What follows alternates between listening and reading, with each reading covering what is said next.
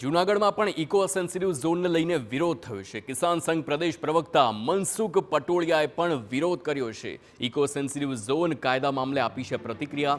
આ કાયદાથી ખેડૂતોને ખેતી કરવામાં અડચણ થશે।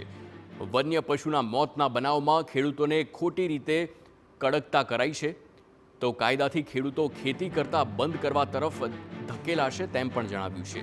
તો આજે સાંજના સમયે ગીર સોમનાથના તાલાલામાં બેઠકનું પણ આયોજન હતું અને કિસાન સંઘની હાજરીમાં ઇકો સેન્સિટિવ ઝોન હેઠળના ખેડૂતો માટે બેઠક પણ યોજાવાની હતી।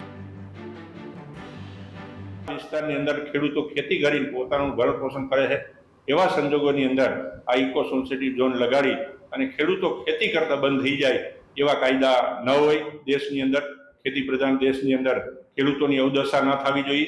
એટલા માટે અમારી માગણી છે સરકાર પાસે કે તાત્કાલિક અસરથી ખેડૂત ઇકો સેન્સિટિવ ઝોન હટાવી નાખે।